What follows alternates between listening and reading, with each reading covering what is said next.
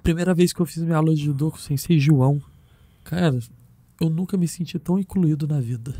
Acolhido. Cara, não só pelo sensei, mas por todo o grupo, a galera me ensinando. Eu lembro que tinha um rapaz que era um pouco mais velho, um faixa laranja, o Sandrão, na maior paciência do mundo, me ensinando a fazer um rolamento. Cara, e aquilo ali, eu falei, é isso, eu quero isso pra minha vida, eu quero a arte marcial pra minha vida. E comecei a treinar, e com 12 anos eu comecei a treinar o jiu-jitsu, pra poder fortalecer o judô. Mas, pô, apaixonei pelo jiu-jitsu, né, cara? Não tem como, né? Assim, eu amo o judô, amo o Muay Thai, mas o jiu-jitsu é meu amante. Então, e comecei a treinar o jiu-jitsu, apaixonei pelo jiu-jitsu e passei a treinar o judô para fortalecer o jiu-jitsu. E comecei a competir, campeonatos regionais ali, porque, assim, é muito engraçado isso que eu vou falar também. Quem tinha a carteirinha da CBJJ no interior era rei. E nem digo carteirinha de faixa preta, não. Era só ter a carteirinha. Era só ter a carteirinha. Por quê? Algo muito distante. Você, caraca, o cara, ele é federado, ele é confederado na Confederação Brasileira de Jiu-Jitsu. A arte sempre fez parte da minha vida. Talvez o primeiro grande sinal tenha vindo através da música. Alguns anos depois do design, a fotografia, a arquitetura, a moda, um universo profissional riquíssimo em cultura, comportamento e conhecimento. Como surfista, kitesurfista e lutador, aprendi que o esporte vai muito além da competição. O mar, o vento, a montanha são os elementos da natureza que me movem, me conectam com a minha verdadeira essência. Eu acredito que devemos agradecer a tudo que temos e cultivar nossas amizades, pois é um dos maiores valores que temos na vida. Tudo é energia. Vamos celebrar a arte de viver. O Pura Connection é mais um projeto de vida que trago ídolos, referências, mestres e amigos que fiz durante essa intensa jornada. Uma verdadeira conexão humana com o propósito de espalhar visões, experiências e mensagens positivas para o mundo.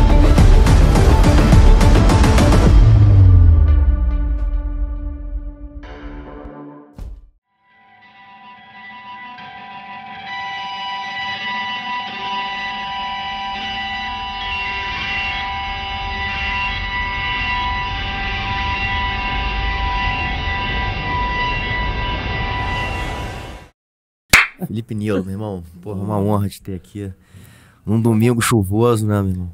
Porra. Mas é aí que eu falo, né, o quanto é importante a gente colocar energia, a gente tá falando um pouco disso no que a gente acredita, né? Então, independente do dia, é uma conversa, acho que muito importante. E porra, eu admiro muito o seu trabalho, cara, e a sua vida, né, assim, acho que tem muita coisa ali que você, de alguma forma, colocou, fez escolhas, né? Escolhas que exigiram sacrifícios para chegar onde você está chegando. Sim. Né? E que não é só um sucesso financeiro, né, cara? Acho que tá muito ligado a um propósito de vida, né? Acho que isso que, porra, é um pouco até desse projeto aqui que eu falo muito, né? Assim, para mim a chama aqui desse negócio é saber que isso aqui chega para pessoas e impacta positivamente, né, a vida de muitas pessoas. Então, você conseguir, de alguma forma, harmonizar os dois, né? Assim, ter um sustento vindo de uma coisa, de um propósito, porra, é muito legal. E, enfim, cara, vamos falar um pouquinho sobre sua vida aqui, porque é demais, né, cara, a história da vida. Você falou que sai do interior de Minas, né, cara? E hoje, porra, tem um negócio assim, especializado numa área muito importante e usa a ferramenta de jiu-jitsu, né, como uma ferramenta de desenvolvimento que é muito animal. Cara, pra mim é uma honra estar aqui, primeiro pela admiração que eu tenho por você, e não é porque eu estou aqui, não. Obrigado, irmão. Eu falo muito isso até pro Cavaca, né, que é um grande amigo nosso em comum. E eu já falei pra ele, falei, cara, admiro muito a postura do André, a maneira que ele traz o podcast, a maneira que ele fala, você vê que tem propósito, né, André?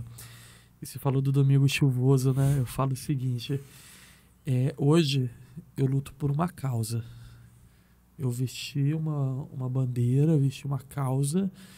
E, cara, quando é pra falar dessa causa, quando é pra ter propósito, Sim. eu sempre vou estar ali.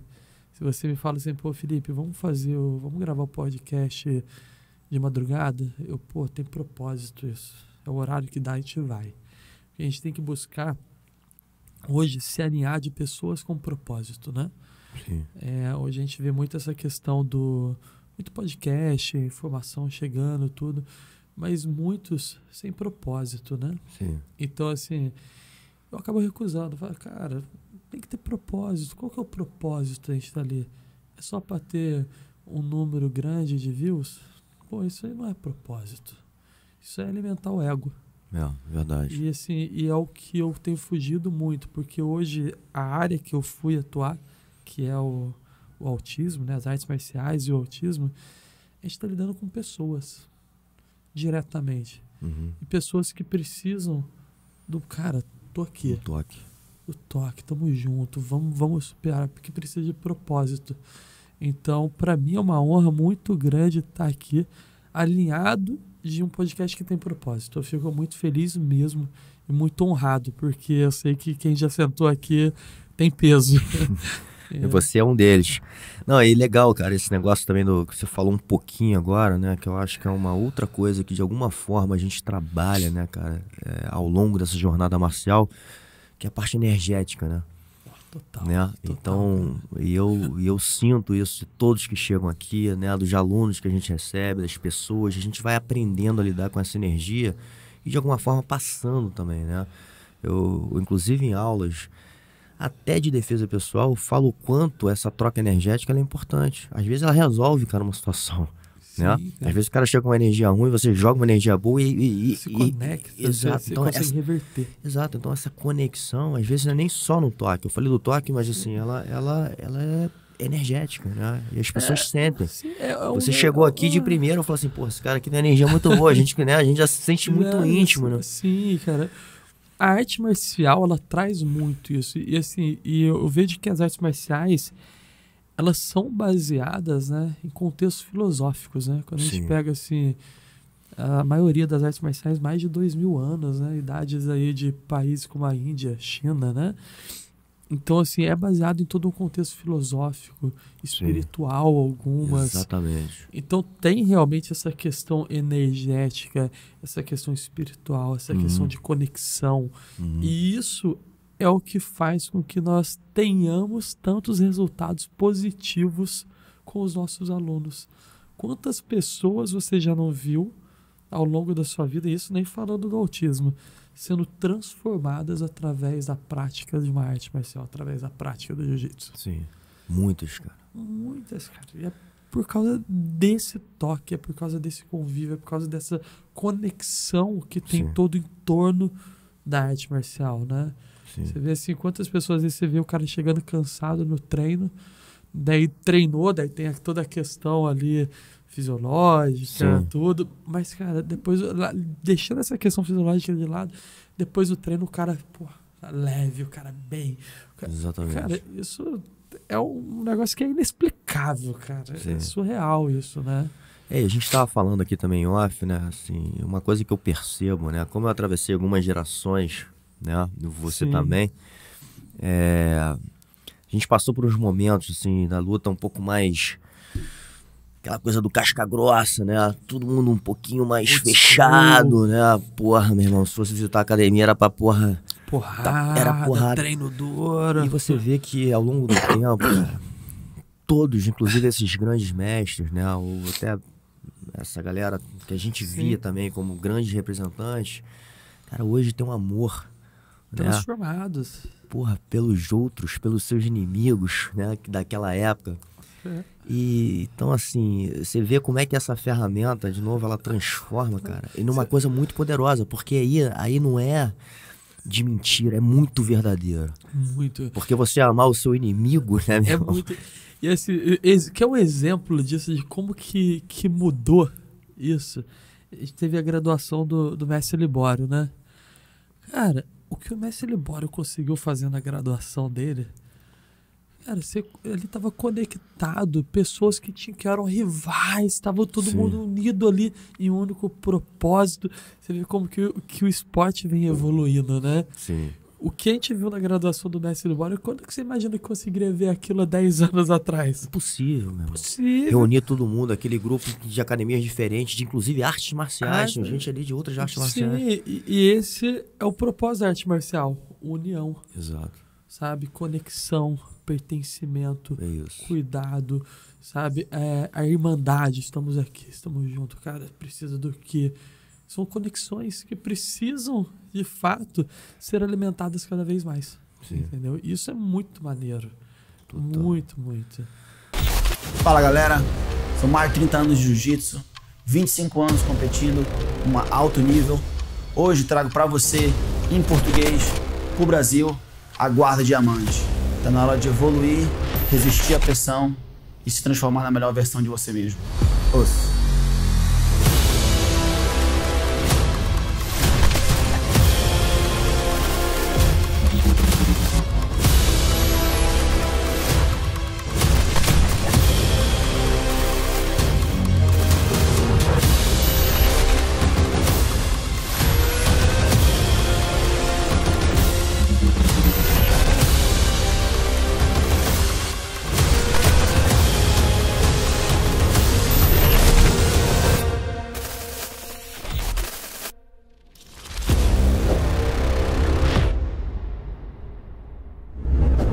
Bom, vamos falar um pouquinho da sua história, né? Pra galera até te conhecer, porque, de novo, eu acho que sua história é incrível, né, cara? E Obrigado. eu acredito, eu falo muito isso, né? Acho que pra mim foi assim também.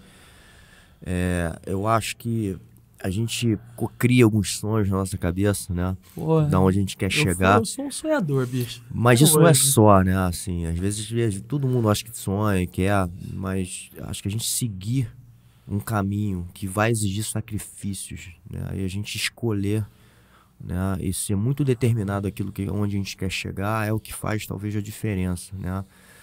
Então essa mentalização é muito importante, mas a gente tem que seguir porque vai ser difícil, né? É igual oração. Ah, vamos orar. Cara, o que segue depois do orar? Ação. Exatamente. Orar sem ação não adianta. É isso. E eu sonhar. Sonhar sem ação, meu amigo, não adianta. Exato. Então é sacrifício. Tem que ter sacrifício. Entendeu?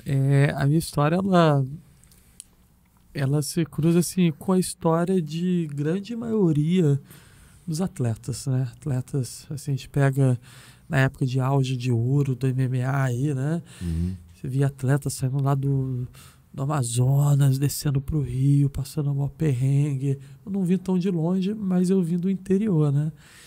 E eu vim de uma cidade de 14 mil habitantes.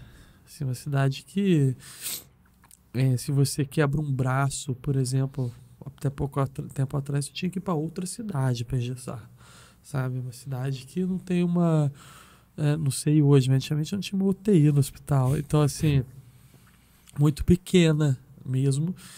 E imagina só, cidade pequena, interior, é muito limitado os sonhos. Sim. Qual que é o sonho do interior, por exemplo? Eu vou sonhar para trabalhar naquela fábrica. Eu vou sonhar para trabalhar naquele supermercado. Um dia eu quero... Cara, beleza, são sonhos, né? Uhum. Mas só que eu sempre fui um sonhador grande. Eu lembro uma vez, André, isso marcou muito. Tem duas coisas que marcaram muito lá atrás, lá no interior. Eu ficava muito ansioso na universidade, tinha uma banca de jornal, eu ficava muito ansioso todo começo de mês para chegar a edição da revista Tatame da Gracie Mac. Ficava muito ansioso, porque assim, era o que eu tinha de informação, né? E uma vez uma revista, não me lembro de qual das duas, mas uma revista veio uma foto, aquela foto icônica do Royce no UFC, encaixando o armlock, né? Uhum. E eu tava com aquela revista na escola, né? Eu falei, caraca, um dia eu vou estar aqui com esses caras, com os melhores do mundo. E logo em seguida tinha uma foto, aquela outra foto icônica da época de BTT, que tá Minotauro, todo mundo alinhado, assim. Falei, um dia eu vou estar com esses caras. Eu lembro que um amigo olhou, começou a dar risada. Cara, tá maluco? Tu nunca vai conseguir, ô doente. E, cara, e aquilo me marcou muito. Eu falei, não, eu vou conseguir, cara. É isso que eu quero pra minha vida, né? E logo seguinte, na mesma semana, eu tava num treino de jiu-jitsu e eu virei, eu nem chamo de professor, porque acho que professor é muito além de uma faixa preta, né? Sim. O cara que puxava o treino lá, eu virei, cara, eu vou fazer MMA. Mas tu é burro, tu não sabe dar um soco, tu nunca vai conseguir. Bichão, cara. Porra. Daí entra na questão do sonho. Sim. Porque, e daí eu entendo que eles nem falaram por maldade. Isso eu entendo hoje. Eu tenho esse discernimento. Mas é porque era algo tão distante para uma cidade de 14 mil habitantes que a gente falar isso, tipo, é comédia, entendeu? Sim. E eu determinei aquilo para minha vida. E eu comecei a treinar. Eu treino desde os 6 anos de idade. Eu comecei no judô, né, aos 6 anos de idade, porque eu era uma criança muito explosiva. Falava comigo, eu já xingava, já gritava, mas eu tinha um motivo, né? Eu sempre fui uma criança descoordenada. Pensa numa criança zero coordenação motora, era bichão ruim, mas ruim. E a gente sabe que o que domina a escola é o futebol. Sim. Então eu chegava no recreio, no intervalo, todo mundo ia jogar bola. Daí eu era excluído porque eu não conseguia acompanhar o ritmo do futebol. Daí no final da aula, todo mundo ia jogar bola e esperava eu ir embora para poder jogar bola. Quando eu era escolhido, eu era o café com leite. Final de semana, cara, me marcava muito que às vezes eu saía de carro com meu pai, os amigos da escola tudo reunido na quadra jogando e ninguém me chamava. Porque, tipo, não conseguia, então eu sempre fui excluído. Então eu passei a me isolar muito. Então meu maior prazer era o quê? Chegar em casa, trancar no meu quarto e brincar sozinho, porque ali ninguém ia me excluir. Só que esse isolamento fez com que eu me tornasse uma criança muito explosiva, muito reativa. Então eu tinha medo de alguém fazer mal. Se falava comigo, eu já achava que ia fazer mal, já xingava, já brigava. E meu pai foi e me colocou no judô. A primeira vez que eu fiz minha aula de judô com o sensei João, cara, eu nunca me senti tão incluído na vida, acolhido. Cara, não só pelo sensei, mas por todo o grupo, a galera me ensinando. Eu lembro que tinha um rapaz que era um pouco mais velho, um faixa laranja, o Sandrão, na maior paciência do mundo, me ensinando a fazer um rolamento. Cara, e aquilo ali, eu falei, é isso, eu quero isso pra minha vida, eu quero a arte marcial pra minha vida. E comecei a treinar, e com 12 anos eu comecei a treinar o jiu-jitsu, pra poder fortalecer o judô. Mas, pô, apaixonei pelo jiu-jitsu, né, cara? Não tem como, né? Assim, eu amo o judô, amo o Muay Thai, mas o jiu-jitsu é meu amante. Então, e comecei a treinar o jiu-jitsu, apaixonei pelo jiu-jitsu e passei a treinar o judô para fortalecer o jiu-jitsu. E comecei a competir, campeonatos regionais ali, porque, assim, é muito engraçado isso que eu vou falar também. Quem tinha a carteirinha da CBJJ no interior era rei. E nem digo carteirinha de faixa preta, não. Era só ter a carteirinha. Era só ter a carteirinha. Por quê? Algo muito distante.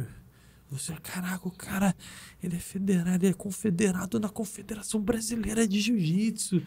E assim, e aquela cultura do interior que o professor não era certificado, então não conseguia certificar o aluno. Sim. Isso existe até hoje. Você chega em algumas cidades do interior, cara, você é rei se você for federado. Você é rei se você tinha a carteirinha da IBJJF. Então os caras te idolatram, né? E aquilo era muito distante para mim, porque os professores não tinham vínculo nenhum com nenhum mestre e tal. Então eu comecei a competir muito naqueles campeonatos regionais. Ia ali, sul de Minas competindo, daí ali pro Vale do Paraíba, Caraguatatuba, esses lugares ali, Taubaté, Lorena, competindo, até que eu conheci ali uma equipe chamada Della Riva. Eu conheci, eu achei legal, daí eu já conhecia a Guarda Della Riva, né? Mas a equipe Della Riva eu nem sabia o que existia. A equipe Della Riva, a Guarda Della Riva, eu nem sabia o que era Della Riva. Era só o nome de uma técnica, mais nada. Eu nunca imaginei que tinha um ser ali chamado Ricardo Della Riva. E ali, cara, eu conheci essa equipe e conversando com a galera, falando, não, que o mestre é isso, que o mestre é aquilo. Mas um carinho pelo Della Riva, assim, que eu falei, caraca, que maneiro, né? Tipo, eu não tinha nunca vivido aquela experiência de ver alunos com mestre. Eu treinava com pessoas que não eram mestres, não eram professores, eram assim, gostavam do jiu-jitsu, olhava, estudava no YouTube. E eu, caramba, que maneiro esse cara, eu quero conhecer. E eu conheci, conheci ali essa equipe. Falei, cara, será que eu podia um dia treinar com esse tal de Della Riva aí? E a galera, lógico, fui fazendo amizade com esse pessoal. E vim pro Rio de Janeiro, né? Vim pro Rio de carona, de um caminhão de uma grande que tem na minha cidade. E cheguei lá no Della Riva e, cara, pensa no cara que eu olhei. O cara, isso era faixa roxa. O cara me abraçou. E assim, ver aquela conexão, aquela energia ali. Eu falei, meu, que negócio maravilhoso. Eu falei, eu quero ser aluno desse cara. Daí, pô, quero ser seu aluno. Della Riva daquele jeito, claro, tal. E virei aluno Della Riva ainda morando em Minas. Então eu vinha pro Rio assim direto de carona, porque eu não tinha muita condição financeira, né? E até que eu fiz uma luta de vale tudo, cara, lá em Minas ainda. E essa luta de vale tudo eu fiz através do Marcelo Ribas, né? E o Marcelo me levou para fazer essa luta, daí eu fiz essa luta, eu gostei do tal do vale tudo, eu falei, poxa, é isso. Vou pro Rio de Janeiro, quero ir morar no Rio de Janeiro. Só que sou família humilde. Família não tinha condições de manter no Rio.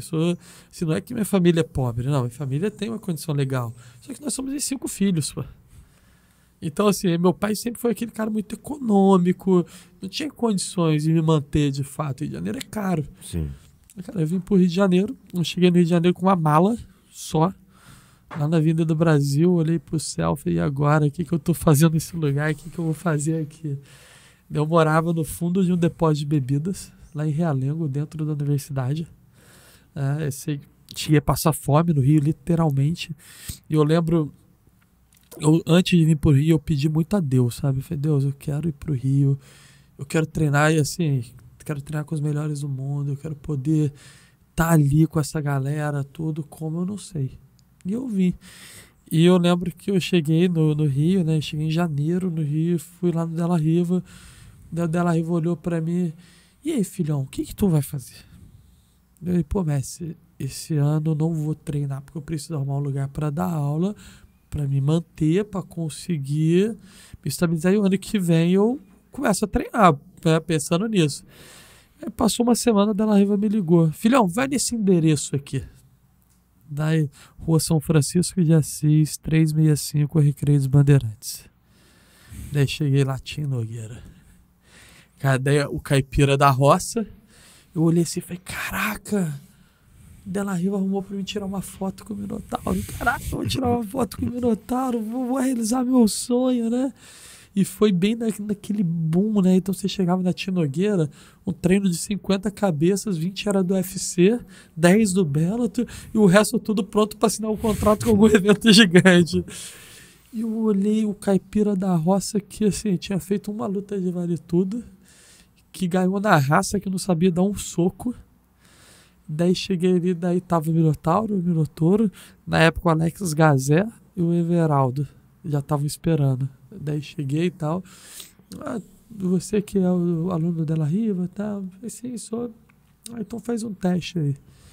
Daí entrei no octógono pra treinar, mas cara, eu achava que sabia jiu-jitsu, eu não sabia jiu-jitsu.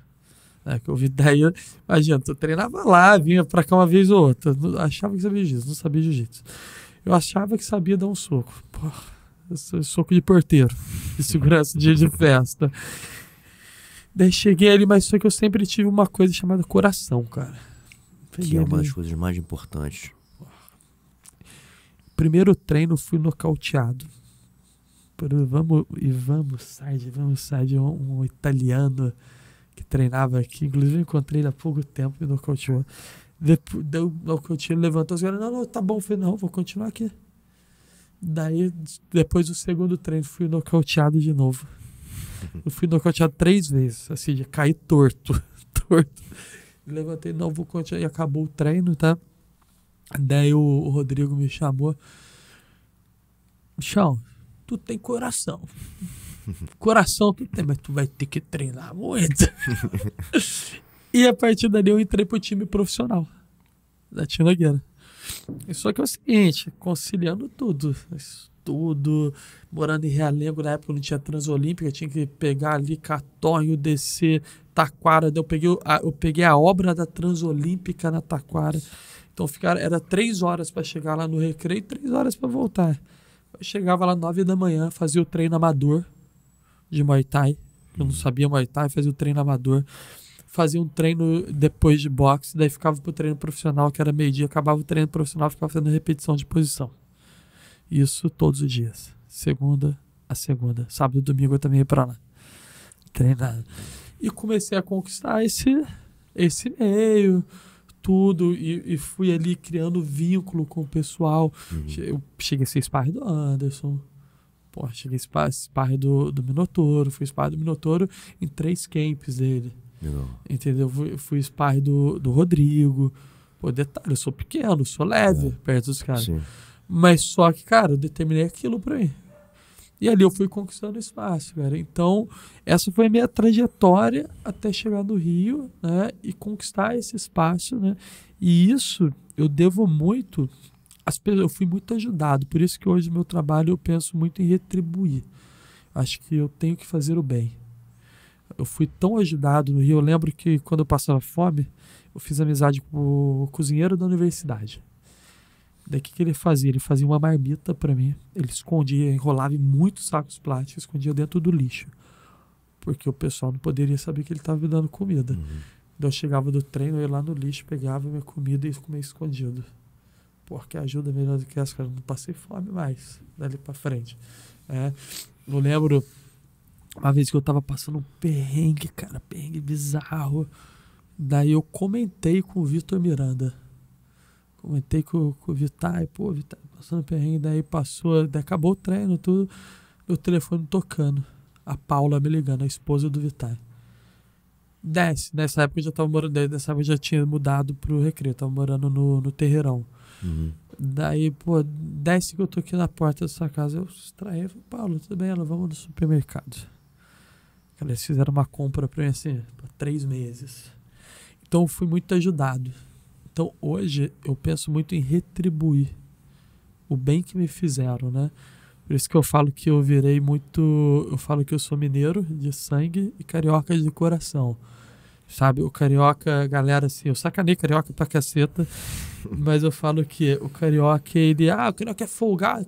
Não é que o carioca é folgado. O carioca é isso, pô, não sei o quê. Mas o carioca tem muito coração, bicho. Sim. E cara, o coração do carioca, bicho, foi o que me manteve. Porque assim, você vê o quanto eu fui ajudado aqui por um cozinheiro, por um amigo de treino, por um empresário, que depois eu fui conquistando bons patrocínios. Então, assim, cara, eu fiz amizade uma vez com o dono de uma van, que era a van que vinha de Realengo para Recreio. Fiz amizade com o cara, eu sabia o horário certinho que a van dele passava, daí o cara não me cobrava pra ver mais. E tipo assim, isso não é folgado, não, porque não tinha grana. E o cara sabia, depois não faltar o treino, o cara fazia isso. Então você vê, cara, o carioca me ajudou pra caceta, bicho. O carioca...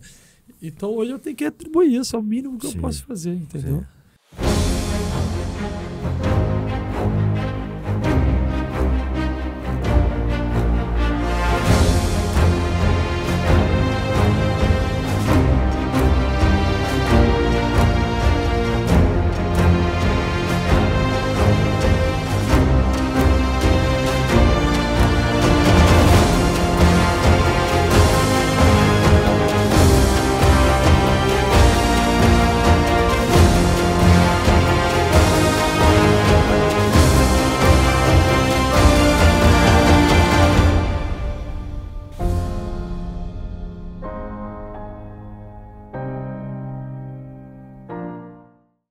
E esse lance da gratidão também, né, cara? Eu acho que é uma coisa muito importante pra vida, né? Hoje eu vejo, inclusive, nos momentos ruins, nós devemos agradecer, né? Porque isso nos faz sempre melhor, né? Assim, a gente passar pelo desafio. O desafio chegar pra gente, a gente, de alguma forma, passar por ele. Então, a gente tem que agradecer tudo, cara. E essas ajudas, né, que vão...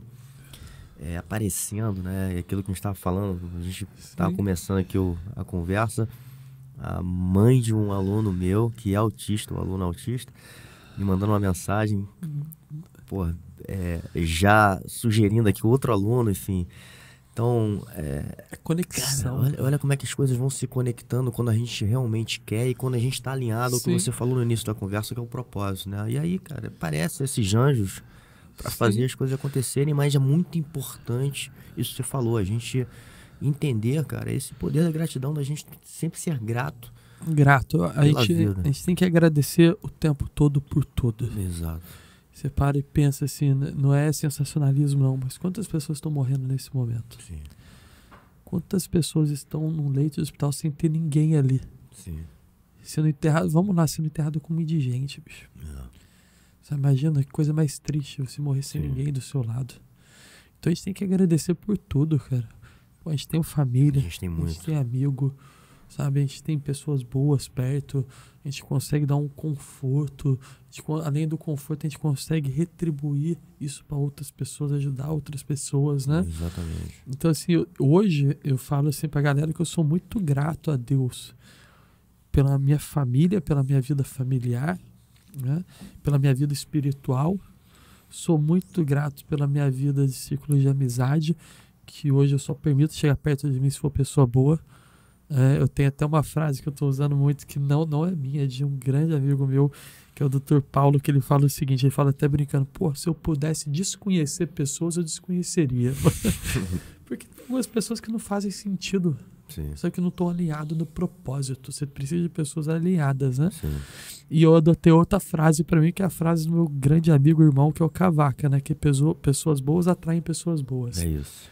Então eu preciso ter o quê? Pessoas boas, para que a gente possa ter alinhamento. Então eu sou muito grato a Deus pela minha vida profissional, pelas pessoas boas que estão ao meu redor. Imagina só, um garoto, um caipira lá da roça, assim, roça mesmo, cidade de 14 mil habitantes, pequena, sabe?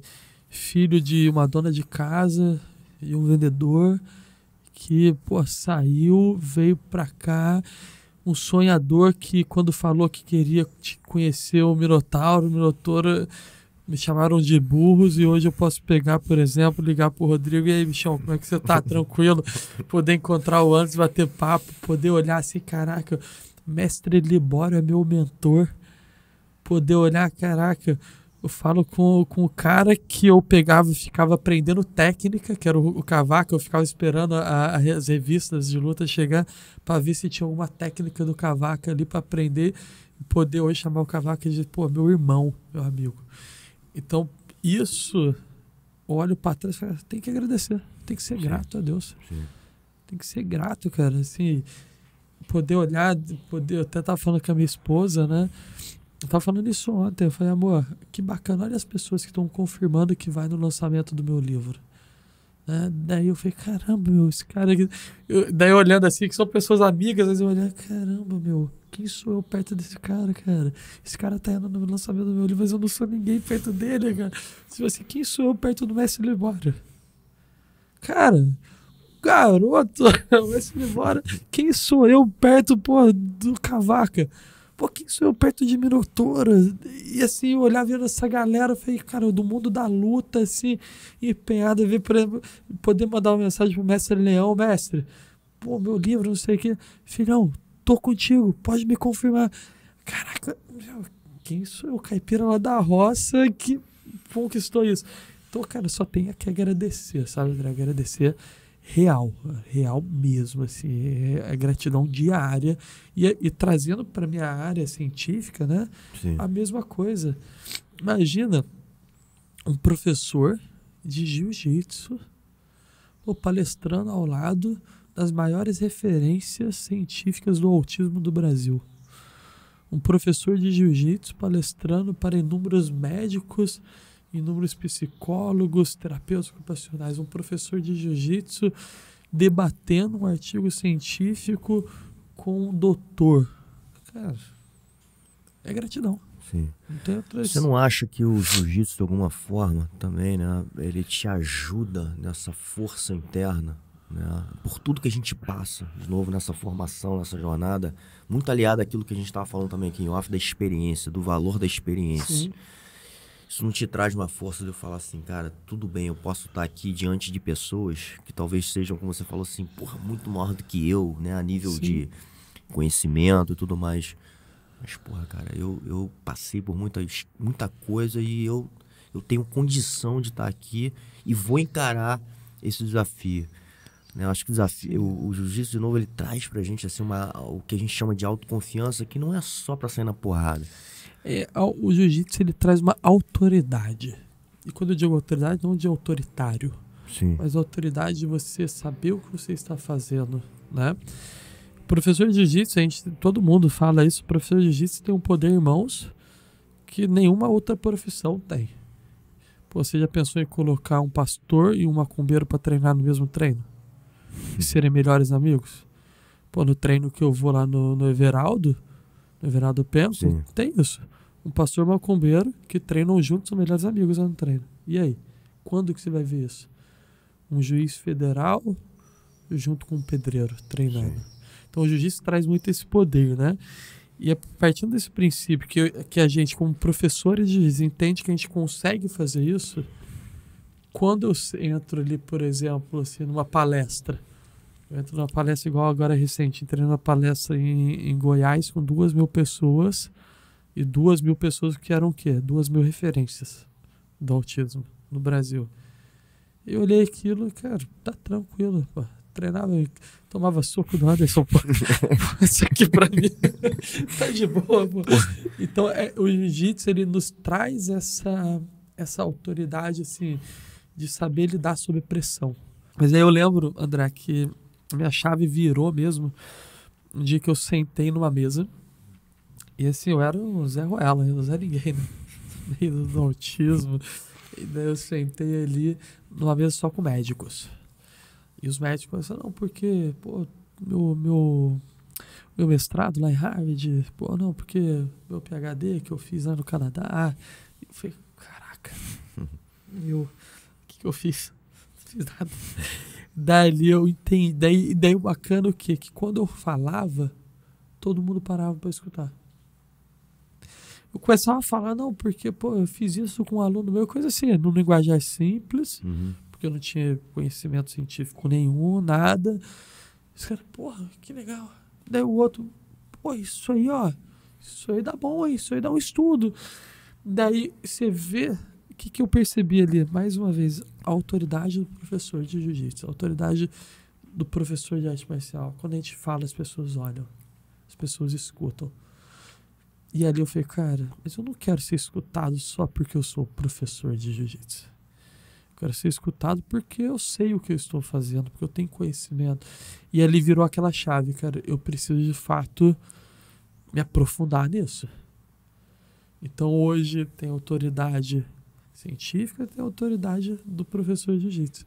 E isso trouxe muito valor, e isso fez também com que vem fazendo também ao longo desses anos, com que muitos professores de jiu-jitsu venham acordando e entendendo a importância de sair do amadorismo.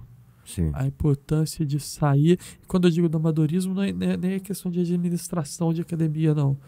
Isso é uma parte só do negócio. Sair do amadorismo do sentido, cara, eu preciso compreender melhor hoje uma abordagem com o aluno. Sim. Eu preciso... E o trabalho foi crescendo, tomando a proporção a partir do momento que eu tive essa virada de chave nessa mesa, lá em São Paulo. Sentado na mesa, que eu olhei, cara, preciso mesmo. E foi aí que eu me conectei de fato e passei a focar nesse trabalho 100%. Mas você falou, voltando um pouco aí, Sim. Você falou aqui numa conversa também antes da gente começar, de uma outra virada de chave, né? Acho que quando você começou a dar aula para crianças, você teve essa primeira experiência de um aluno autista, né? Inclusive, sim, ali também você teve que escolher, porque você falou que estava vindo para um caminho de ser um profissional de luta, de MMA, né? Sim. Ou o que você faz hoje, e foi uma decisão difícil também, né? Foi assim, é muito bacana falar isso, e eu acredito que já mudou muito essa visão, né? Mas o que a maioria das pessoas buscam dentro do esporte de alto rendimento, nem só do MMA, não, do futebol, sabe, de qualquer esporte. Sim. Primeira coisa que todo mundo busca: estabilidade financeira, grana. Sim. É a primeira coisa. Pô, não, quero assinar com o UFC pra ganhar dinheiro, daí eu dou até risada, sabe, porque assim, é um a cada 10 que ganha, né? Calma, é grana. Segunda coisa, os mais descabeçados. Fama. Mal sabe que a fama, só te ferra. Sim. E Tem muita coisa ruim associada à fama também, né? Ou assim, de ruim que eu digo, não vou dizer nem ruim, mas assim, é um desafio também a fama. É um desafio, cara. Você vai ter que lidar com muita coisa, com pressão, você vai estar exposto. Né? E hoje com esse boom da cybercultura, né? Cara, qualquer coisa que você fala, vai ter alguém pra querer te cancelar. Exatamente. Entendeu? Recentemente tentaram me cancelar e, cara, por uma fala. E o que você construiu lá atrás. Então a fama, ela não é tão positiva, não. E o terceiro ponto, cara, que também é um pouco polêmico, que é mulher. Sim. É o cara que quer a grana, a fama e a mulher. Quantos jogadores de futebol a gente não vê? Aí, cada hora com uma mulher, polêmica com mulher, que traiu namorada, que traiu mulher grávida, que... Caraca. Sim. Então é o que os caras querem, né? E o caipira da roça, quando chegou no Rio de Janeiro, tanto de mulher bonita nesse lugar, bicho. Que não tem como não falar. Muita mulher gata.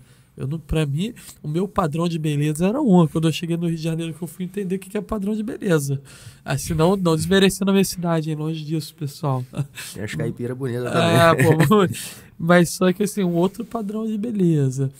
A questão de festa, tudo... um outro padrão, né? Daí eu comecei a me destacar dentro do MMA, na época dos Rival de Ouro. Comecei a ser bem patrocinado. Eu era o único atleta que não estava dentro do UFC que tinha patrocínio, assim, de multinacional. Cara, isso ali do nosso time ali, tinha patrocínio. Meu patrocinado, tanto que meu filho chama André por causa do dono dessa empresa que chama André. Legal. Entendeu? Cara, meu patrocinador era assim... Pô, André, apareceu um lugar pra me dar aula e tal, e aumentar um pouquinho minha renda. Quanto que vão te pagar? Pô, André, vão me pagar R$1.000. Não, vou te dar R$1.000 a mais. Você não dá aula, você treina. Era desse jeito. Então, Mas só que veio a crise no Brasil. Aí quando veio a crise no Brasil, a gente associa 2014, mas as grandes empresas já estavam com um ano de antecedência. Primeira coisa, corte de patrocínio. Do dia pra noite, eu me vi sem R$1. Tava deslumbrado com a cidade maravilhosa, não tinha guardado dinheiro nenhum. Falei, ferrou. Não quero voltar a passar fome e não quero voltar para Minas. Não quero. O que eu vou fazer? Vou voltar a dar aula. Porque eu dou aula para criança desde os 15 anos de idade. Eu não tinha dinheiro para pagar a mensalidade da academia, eu dava aula para ganhar a minha mensalidade lá em Minas.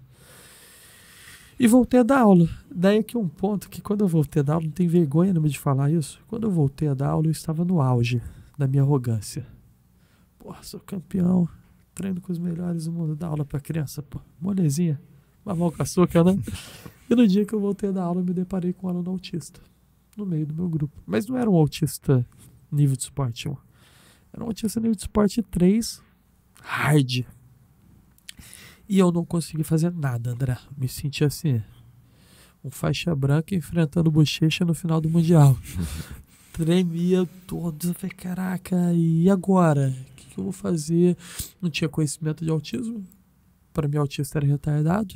Não tinha estudo, não tinha conhecimento nenhum. A visão que eu tinha de autista era o autista que morava de frente para minha casa lá em Minas, que ficava gritando e se batendo, que a família mantinha ele trancado dentro de casa. Essa era a visão de autista que eu tinha. Eu não sabia o que era. E eu fiquei muito frustrado nessa aula. Como eu fiquei muito frustrado, eu cheguei em casa no mesmo dia e fui ler um artigo. Falei, deixa eu entender esse negócio desse autismo aí, o que é isso? E eu fui ver que o autismo era totalmente na contramão daquilo que eu imaginava. Dificuldade. Eu fui vendo as dificuldades do autista, as características, vendo que o autista não era o que eu imaginava. Comecei a ver vários autistas influentes, famosos. Falei, caramba, é totalmente diferente, né? Daí eu, beleza, deixa eu ver o que eles... dificuldade de interação social, coordenação motora, dificuldade na fala. Isso aí o jiu-jitsu trabalha, Vou buscar as referências da área para pedir uma ajuda, né? Quando eu fui buscar as referências da área, foi minha primeira decepção, bicho. Não tinha ninguém no Brasil e no mundo que desenvolvesse um trabalho 100% voltado para o autismo através da prática das artes marciais. Existiam profissionais que trabalhavam com natação, ginástica, tinha professores de judô que trabalhavam com síndrome de Down, tinha um ou outro que dava uma aulinha para um autista, mas com foco 100% daquilo não tinha. Falei, cara, ferrou, o que eu vou fazer? Preciso estudar e preciso de validação. Comecei atrás de médicos, mas qual médico ia escutar um professor de jiu-jitsu que dá aula para autista há 11 anos atrás? Ninguém queria me escutar, me chamavam de maluco. Pô, jiu-jitsu, pô, vai ensinar a dar porrada, pô. Era, infelizmente, né? Eu cheguei a pagar consulta, agendar consulta como se tivesse filho especial. Chegar no dia da consulta, sua hora tá paga, vai ter que me escutar. Pô, queria aprender. Estudando, fazendo cursos de neurociências, de análise do comportamento, sabe? Fazendo cursos de Jiu-Jitsu Kids, entendendo metodologias. E assim, tava o poderoso, sabendo tudo na prática. E quando chegava sabendo tudo na teoria, né? E quando chegava na prática... Nossa. Um fracasso total. Mesma coisa pegar um professor de karatê e pedir para ensinar um armlock. Ou pedir pegar um professor de jiu-jitsu e ensinar a fazer um kata. Pô, não conseguia. Perdido. E eu tava até me frustrando já. Eu tava me frustrando. Falei, cara, tá sendo em vão isso? Será que é isso mesmo? E tudo isso eu queria fazer só para ajudar aquele aluno. Não era para aquele aluno. Eu falei, tá dando errado, não tá dando certo. E eu tive que ter uma quebra de paradigmas. Eu falo que eu tive que ter a humildade de pegar minha faixa preta, jogar ela fora e amarrar a faixa branca na cintura. E reaprender a dar aula. Entender que muitas coisas que são inadmissíveis na visão de um professor de jiu-jitsu convencional precisariam ser admissíveis dentro de uma aula atípica, né? E a partir dali o trabalho começou a dar certo. Quando eu entendi que eu precisava quebrar paradigmas. Mas nisso eu ainda estava no MMA. Eu ainda estava treinando, tal, estava bem, estava com um cartel legal, super positivo. Tive uma derrota só em toda a minha carreira, que foi uma derrota bem polêmica ainda. E um dia chegou a possibilidade do contrato com um dos maiores eventos de MMA do mundo. E chegou essa possibilidade e me pressionaram, olha só, é o seguinte, tá aqui, vai vir, mas precisamos de dedicação total sua.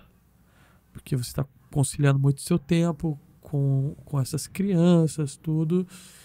E eu peguei aquele contrato, cara, aquela possibilidade, cheguei em casa, fiquei refletindo real, cara. Falei, cara, eu tava tão feliz em ver... Nessa época eu tava ali com uns 3, 4 aluninhos de autistas. Eu tava tão feliz, com uma energia tão gostosa, tão conectada, vendo a evolução, sabe? Não a evolução técnica, mas vendo o aluno conseguir assim, melhorar o tempo de atenção na escola, cara, por causa daquilo ali que eu tô fazendo, sabendo que ele tava melhorando o comportamento em casa, já tava conseguindo controlar o ímpeto agressivo dele e não agredindo mais os pais. E eu fiquei refletindo, que daí eu conecto o começo dessa fala. O que eu queria do MMA? O que eu queria do alto rendimento? Grana. Precisava estabilizar minha vida. Queria fama? Não vou ser hipócrita e falar que não queria. Lógico que queria. O caipira da roça queria poder chegar lá e falar que, pô, aqui ó, venci. Entendeu? Queria mulher? Lógico. Solteiro, pô.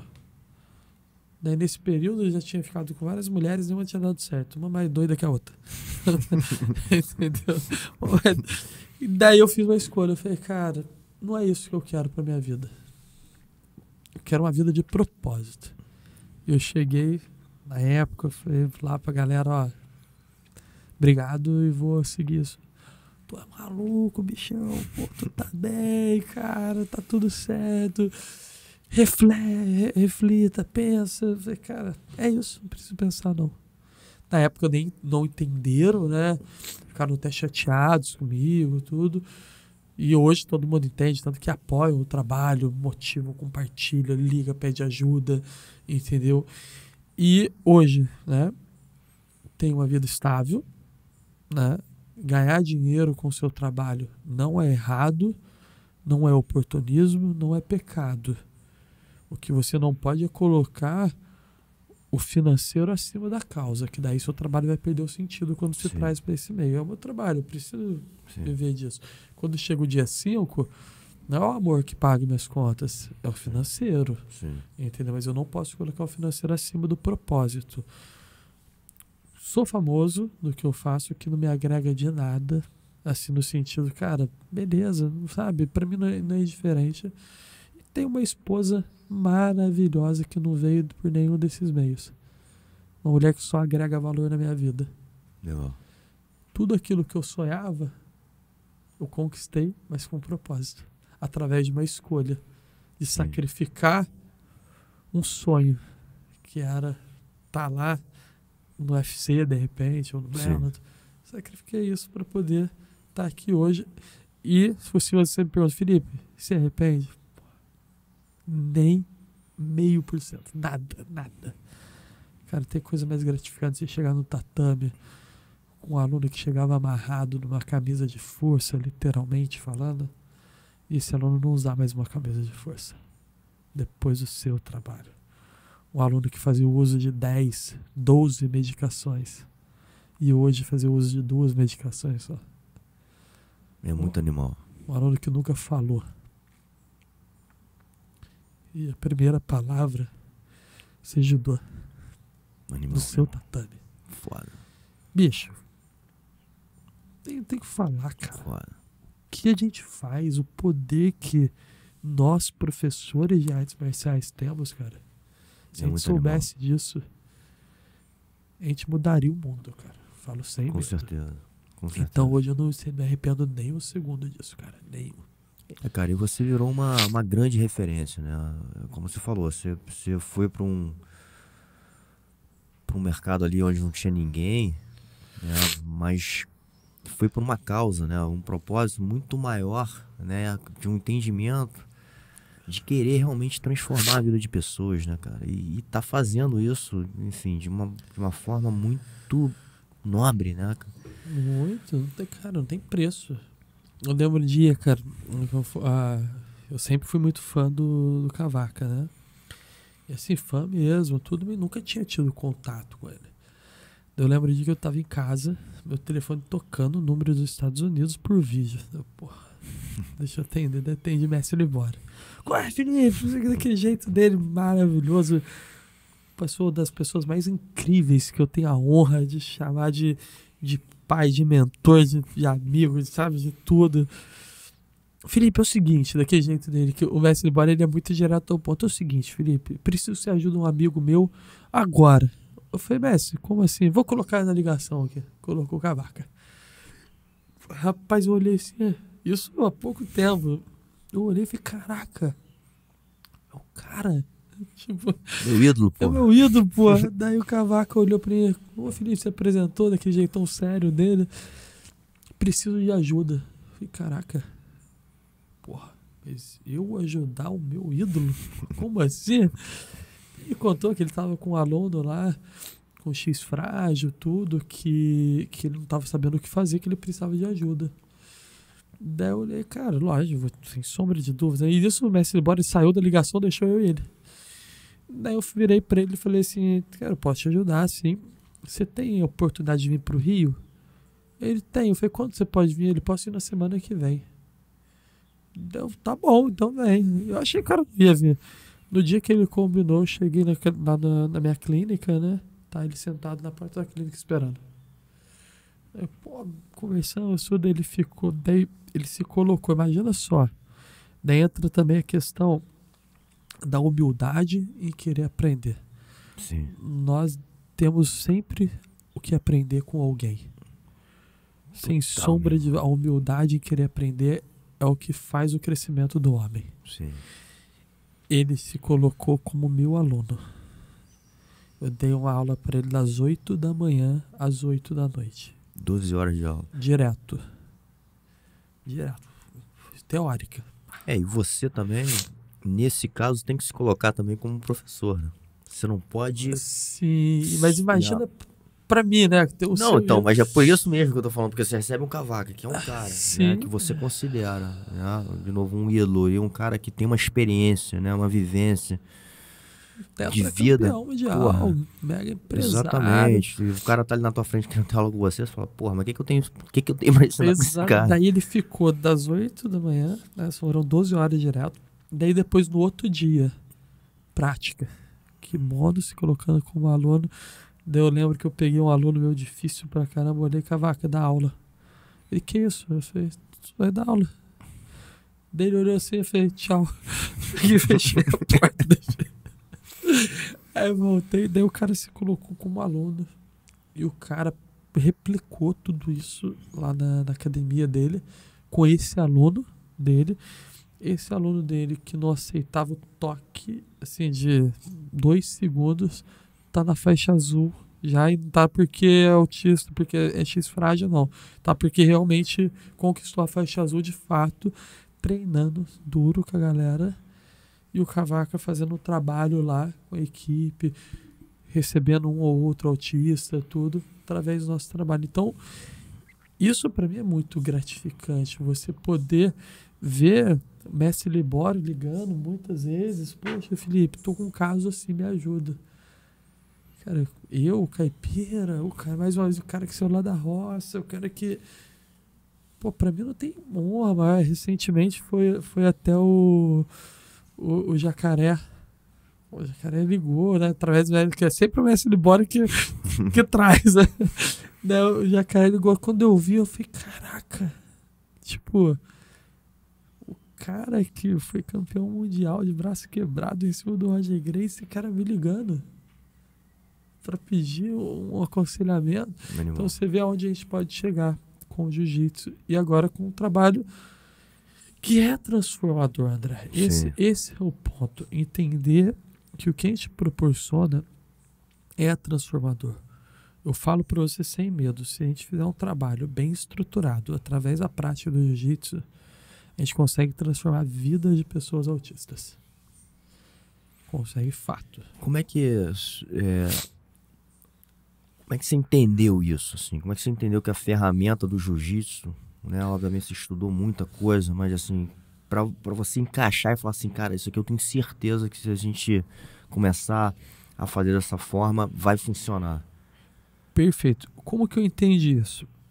Quando eu comecei, eu tava um fracasso total. Total. Não conseguia, cara. Por quê? Eu fui competidor. Fui atleta. Eu busquei a faixa preta. Sim. E é o que a gente busca para os nossos alunos, né? A maioria, pô. Entender que ele está fazendo uma universidade, né? Exato. Até a faixa preta ele precisa concluir. E eu entendi o quê? Que meu objetivo, primeiro de tudo, não poderia ser formar atleta, ser formar competidor, nem faixa preta. Isso precisaria ser uma consequência se viesse a acontecer. E claro que se vier a acontecer, eu vou ficar muito feliz, pô. Eu não gosto de perder nem para o ímpar, cara. Então, pô, se eu ver um aluno meu ali, eu vou ficar amarradão, né? Mas essa virada de entender isso foi na vivência, na prática. Legal. Então, assim, se eu não tenho vivência, não tenho prática, com que respaldo eu vou te falar alguma coisa? Assim, eu sou um faixa azul de jiu-jitsu, que treino 1 vez, 2 vezes na semana, venho aqui em cima de um faixa preta falar para você melhorar a sua guarda. Com que respaldo eu vou estar falando isso? Nenhum. Você vai olhar e faixa azul abusado, pô. É o que a gente pensa. Então eu precisei ter prática. E na prática, ali vendo, eu comecei a notar o que? A evolução dos alunos numa aula convencional, que eu só estava dando carinho. Mais nada. E com isso eu falei, cara, se eles estão evoluindo com carinho, imagina a consciência. Imagina o carinho, o amor e a ciência junto. O carinho, o amor e a evidência junto. E ali eu comecei a notar o quê? Ter um olhar clínico para os meus alunos. Vamos lá. Falando de ciência. Hoje existe as práticas baseadas em evidências para o tratamento do autismo. Certo? Por que existe essas práticas? Porque a gente sabe que, infelizmente, em todo lugar, em todo meio, existe o oportunismo. Sim. Então a gente pega aí bons médicos, maus médicos. Bons advogados, maus advogados. Bons professores, maus professores. E no meio tem os oportunismos que quer te vender ali a sentença para você ser liberado daquele processo, eu consigo um esquema ali, você compra, paga 100 mil aqui, Sim. e eu te libero dessa sentença. Existe ali, olha só, vamos fazer um esquema aqui, que o plano de saúde vai reembolsar, o médico está fazendo o esquema. Então, existe o bom, o ruim e existe o oportunista. E no meio do autismo, não ficou diferente essa questão. Então, começou a surgir os oportunistas no meio do autismo, com terapias milagrosas. Vamos fazer um tratamento com isso aqui. Eu tenho um pai lá no meu espaço que ele perdeu 2 lojas quando ele descobriu o autismo do filho dele, que ele estava comprando comprimido que curava o autismo. O autismo não tem cura, não é doença, é um transtorno. E pensando nisso, teve que vir uma revisão ali, tudo sobre as práticas, o que de fato funcionava ou não para o autismo. Então são 28 práticas baseadas em evidências para o tratamento do autismo. Dessas 28 práticas baseadas em evidências para o tratamento do autismo, existe uma chamada exercício e movimento. Uhum. Quando eu falo de exercício e movimento, o exercício e movimento hoje, ele é uma prática baseada para o tratamento do autismo. Nessa revisão que colocou o exercício e movimento como prática baseada em evidências para o autismo, foram revisados ali um total de 17 artigos científicos. O que ninguém fala é que desses 17 artigos científicos, existiam artigos científicos ali de artes marciais, mostrando que a importância da arte marcial para o autismo. Certo? Então, hoje a gente pode falar que o que a gente faz tem uma evidência científica. E partindo desse princípio, eu sabendo que exercício e movimento é uma prática baseada em evidência para o autismo, que a arte marcial é o exercício e movimento também, eu preciso entender isso como algo científico. Então eu preciso ter o quê? Um olhar clínico para o meu atendimento. E não chegar ali simplesmente com uma receita de bolo e achar que vai funcionar.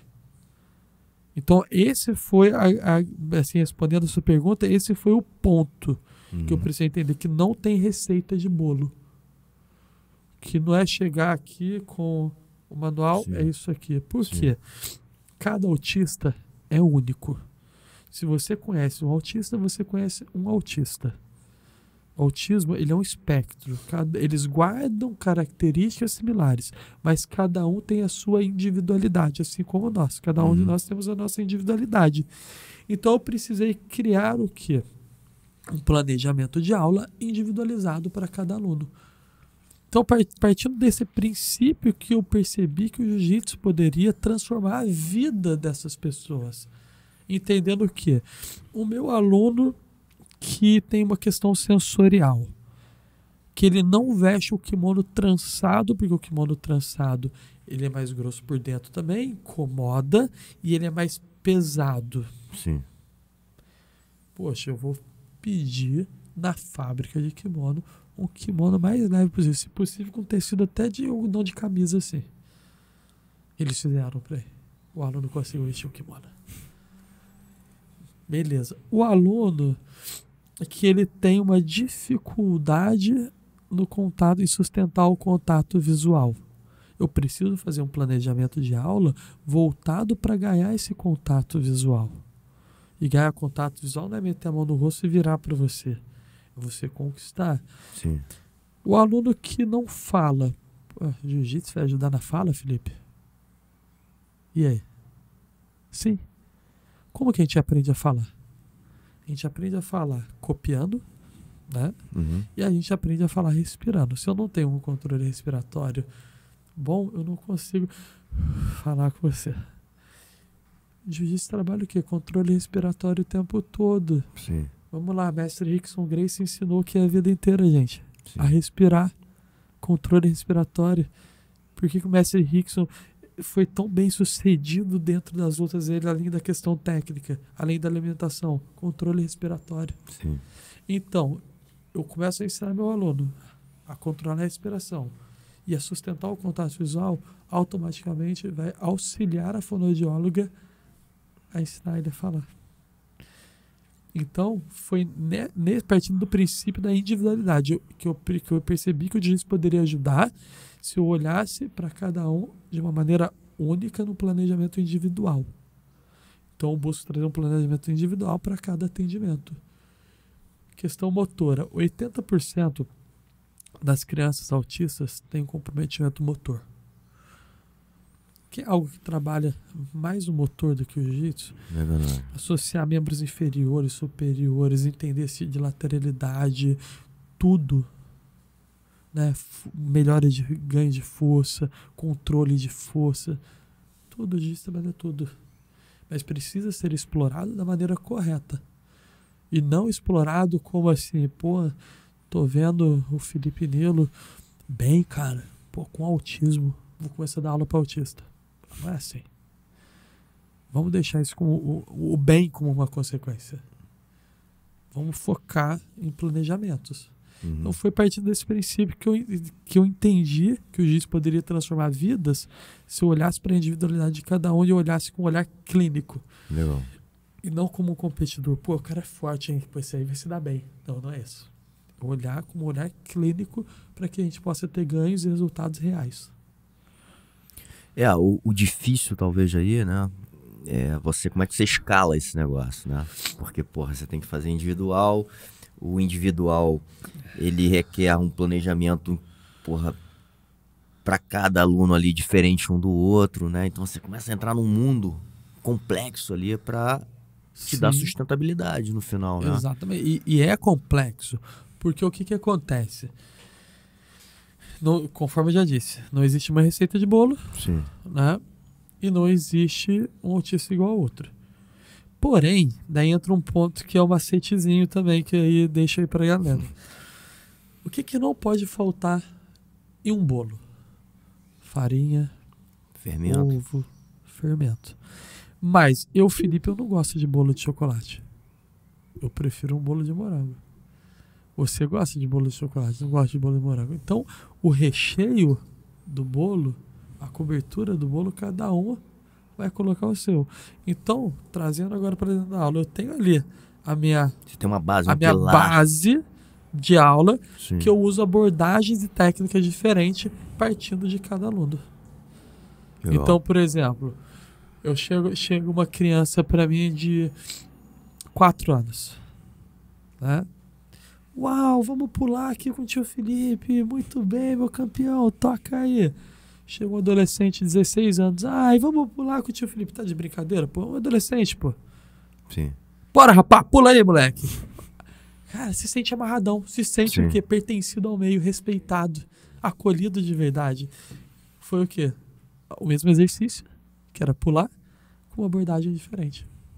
Legal. Entendeu? Então, esse é o esquema. A gente precisa entender que é um indivíduo com autismo. Não é autismo com o indivíduo.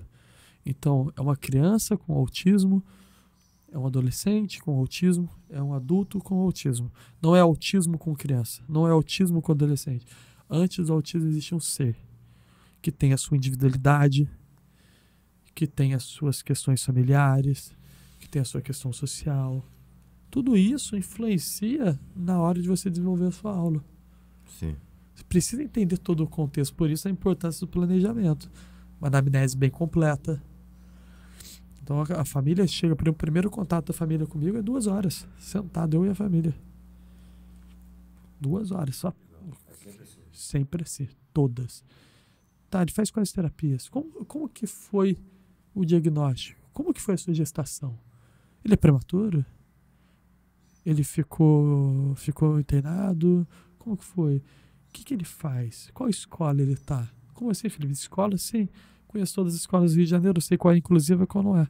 Eu sei qual de fato faz acolhimento ou não faz. Isso para mim é importante saber. Tá, quais os dias e horários você pode? Eu posso na segunda-feira, 11 da manhã. Beleza. Ele vai vir de qual terapia para vir para cá? Ou vai ser a primeira terapia do dia dele? Por quê?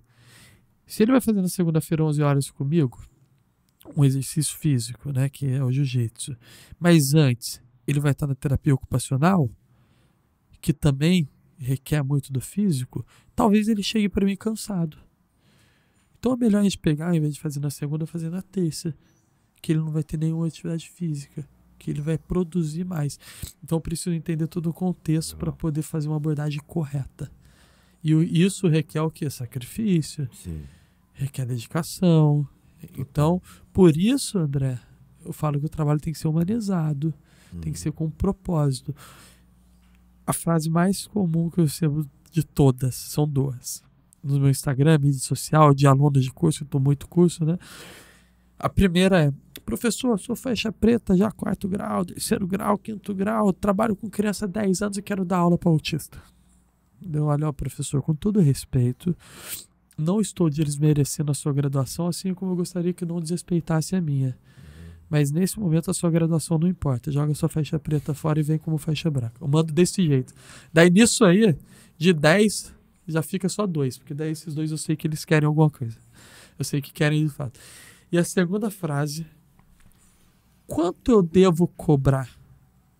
Ou quanto você cobra por atendimento? O cara já tá com esse olhar do financeiro, né? De olhar, ele botando na frente. Botando na frente, esse é o ponto. Daí eu dou um exemplo clássico, eu falo assim: olha só, não estou me colocando num pedestal, longe disso, mas para e pensa. Se eu viro e falo assim: ô Cavaca, quanto que é a sua aula particular de jiu-jitsu? Sim. Ah, Felipe, R$1.000. Beleza, então eu vou cobrar R$1.000 a minha hora particular de jiu-jitsu. Mas quem sou eu perto do Cavaca? Não. Dentro do jiu-jitsu. Sim. Entendeu? O cara é um tetracampeão mundial, pô. Sim. Pô, não fecha. E o cara queria saber... Cara, não estou... mais uma vez, não estou me colocando no pedestal. Mas, poxa, mas eu tenho a minha vida estabilizada dentro do autismo. Estabilizada não financeiramente, mas estabilizada, assim, enraizada há 11 anos. Então as pessoas me veem como referência, de fato. Então é diferente. Agora você é um faixa preta. Agora eu sou faixa preta. Esse é o... Então, assim, quando o cara chega, eu falo: cara, esquece isso. Foca em trazer resultado. Sim. Então a maioria acaba o quê? Desistindo. Porque sabe que é sacrifício. Isso é sacrifício. Você ficar, por exemplo, igual já aconteceu, 3h40 com um aluno no tatame, tendo que fazer um gerenciamento de crise agressiva. Com gerenciamento, de fato, segurando o aluno. O aluno mordendo, batendo, cuspindo, destruindo o seu tatame. Está disposto a isso? Porque é muito fácil, André, eu pegar meu celular, você ir no meu Instagram, cheio de fotos de criança sorrindo bonitinho aqui assim, ó. É legal, bonito. Porque eu não vou postar o aluno que tá com a cabeça quebrada, Sim. com o crânio fraturado. Sim. Não vou expor isso. Não. Então a gente precisa olhar para esses lados também. Você está disposto a encarar esses desafios? Sim. Esse é o ponto. Que são desafios. Se você tiver igual, eu tenho professores que fizeram... São vários desafios. Você está falando de um casca grossíssimo, mas às vezes até com um nível de suporte, como você falou, mais baixo, às vezes você tem, cara. Eu tive, né? Eu tenho essa experiência, que eu falei, já aí há alguns anos, né? Eu peguei ele com 13, enfim, hoje por 6 anos treinando, hoje ele está com 19, então, que para mim foi um aprendizado gigantesco. Eu me considero assim, eu acho que eu não sei ainda, não sou um cara, né, com conhecimento aprofundado nesse assunto. Sim. Mas, inclusive, assim, levando com uma experiência próximas da sua, assim, a gente já foi, a gente já teve reuniões com os médicos, que foi muito legal. Para mim, isso ficou marcado, porque o quanto eles falaram, e os pais também, a gente recebe muito feedback dos pais, tanto é que eles não parou até hoje, a gente sabe o quanto aquilo ali, aquele treinamento, tem ajudado no desenvolvimento dele, né? Principalmente nessa fase, como você falou, da adolescência, adulto. Eu tenho falado o seguinte, André, vamos lá, vamos gerar polêmica. O autista faz 12 anos, o que acontece? Ele evapora? Ele some do mapa? O que acontece? Porque ninguém olha para o autista, assim, dificilmente a gente encontra pessoas, terapeutas que olham para o autismo na fase da adolescência e na fase adulta.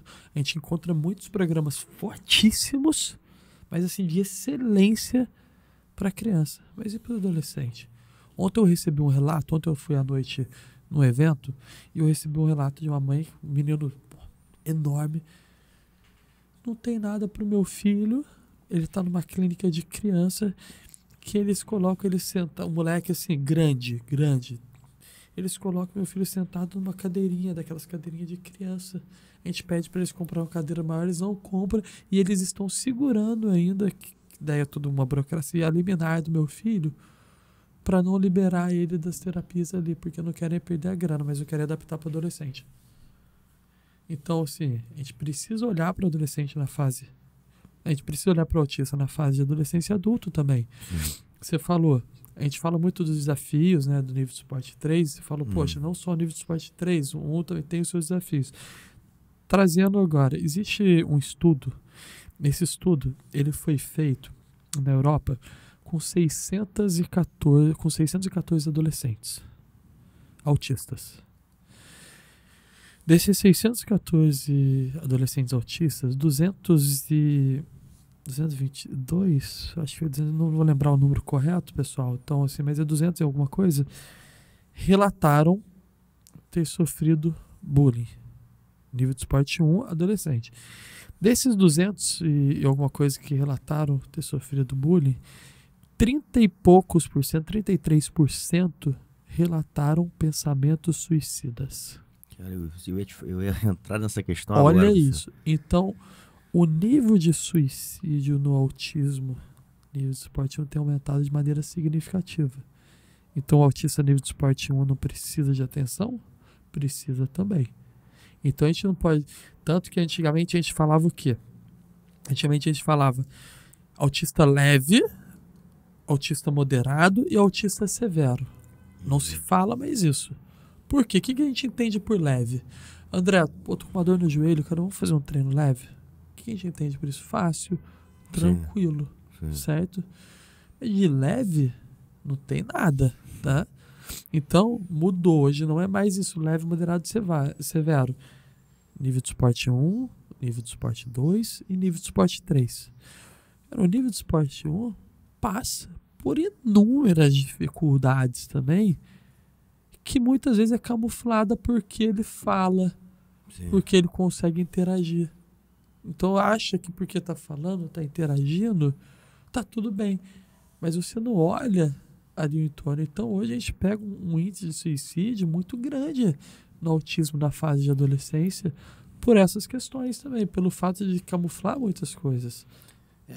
Isso deve ser uma preocupação dos pais. Quer dizer, eu tô trazendo um pouco, não quero expor muito aqui o meu, mas assim, cara, isso eu vejo que há uma preocupação pros pais, né? Porque eles ficam preocupados de alguma coisa acontecer, por algumas falas, né? O meu aluno mesmo, assim, às vezes parece que ele não é um cara, assim, como nós pensamos, a gente quer viver até o máximo da vida. Ele fala, não, pra mim... Eu não quero ver muito, se eu morrer tá tudo bem. É assim, estranho, né, essa fala, né? São pensamentos que a gente precisa se policiar o tempo todo, entendeu? Então, assim, tem até, eu gosto de ficar muito vendo videozinhos ali, shorts, né? Daí eu vi um que passou pra mim essa semana, do cara que suicidou, né? O cara suicidou, daí todo mundo, poxa, por que esse cara suicidou? Ele tava tão bem, não sei o quê. Daí você pegaram as mensagens dele, todas as mensagens dele mandando mensagem pros amigos assim, e aí, tudo bem? Como é que você tá? Ele mandando. E ninguém respondia a ele. O cara, ele tava pedindo socorro ali e ninguém olhou. Ninguém respondeu. Então, às vezes, quantas vezes a gente pede socorro e as pessoas não respondem? Sim. Agora imagina o autista que não sabe pedir socorro em algumas vezes. Sim. Quantas coisas não tá passando na cabeça dele. Então essas falas, cara, é um pedido de socorro. Opa, deixa eu ligar um alerta aqui. Por que tá tendo essa fala? Sim. Entendeu? Vamos entender isso aqui. Começar a entender. Às vezes o moleque tá se sentindo excluído da escola. Sim. Às vezes o moleque, vamos lá, adolescente, né? Não é minha área, mas às vezes tá apaixonadinho na menininha. Sim. E não sabe como falar com ela. Tem medo, tem insegurança. Tudo isso nessa fase, né? Eu lidei muito com isso. Essa fase de adolescente, ele vai passar por isso, né? Porque é a fase ali que, ele tá se desenvolvendo como um homem, né? Testosterona alta, vendo os garotões ficando com as menininhas e ele se sentindo excluído. Sim. Por ser diferente. Todo mundo indo pra festa, ele não sendo chamado. Exato. Então essas questões, cara, vêm à tona, assim. Essas são as conversas, entendeu? Essa conversa rolava muito comigo. Tem que se preocupar o tempo todo. Tem que Sim. aconselhar, tem que ajudar, entendeu? Fazer isso que você faz. A hora que você me falou, eu falei, cara, esse é o trabalho. Levar pra caminhar, Sim. Cara, é isso. Você vê, daí assim, conectando, né, o lifestyle do jiu-jitsu. Pô, André, tu dá aula de jiu-jitsu, mas tá levando um moleque pra praia? Pô, que jiu-jitsu é isso? Tu tá Não. enganando a família. Pra quem não entende, vai falar isso. Cara, o jiu-jitsu é isso. Mas eu falo, a gente acaba sendo o mentor deles, né? Porque eles têm Sim. uma confiança, porque, cara, são os caras que ele abrem muito, Muito, muito. mais até do que provavelmente os pais, Sim. né? Eles se abrem muito, cara, é muita conversação. Eles gostam de falar, são muito inteligentes, vêm com muitos dados, não sei o que. E, então é uma hora que, porra, a gente tem muita conversação, a gente bota pra fazer um trabalho físico, motor Sim. também, né? Então, cara, aquele Não, momento a ali... habilidade de vida diária que poucas pessoas trabalham com os autistas, adolescentes e adultos. Sim, Saber atravessar uma rua, exato. Então, saber pegar um então ônibus, voltando ao que eu tava você- falando, mentor, é um preparador físico e é um segurança, porque o tempo inteiro ali, cara, a gente tá, e eu nesse trabalho muito ali Sim. na praia, enfim, nessa coisa de atravessar a rua, pô, eu tô com ele o tempo inteiro. Quantas vezes, cara, ainda mais aqui na praia do nosso Rio de Janeiro, eu vi, cara, assaltos na nossa frente. Que poderia ter sido ele poderia estar no Sim. meio, ele poderia estar envolvido, né? Quantas vezes eu já via as pessoas oferecendo droga pra ele.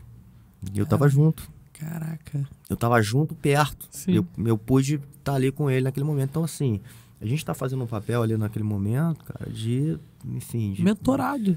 Total. Mentorado. Muito junto. Então, assim, é mais...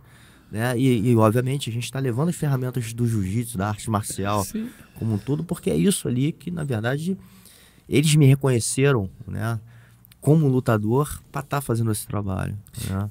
E a postura, né? Eu vejo muito assim, o que a família busca? Pessoas boas. Sim. Eu não quero uma pessoa ruim pro meu filho. Eu não vou chegar numa academia pra matricular o meu filho e chegar ali o professor, porra, meu irmão, puta que pariu, caralho, meu, não vou, o cara fala, e isso a gente sabe que é muita realidade Sim. e ainda em algumas academias. Sim. Cara, eu vou matricular meu filho aonde? Onde eu sei que tem respeito, que tem lealdade, que tem propósito.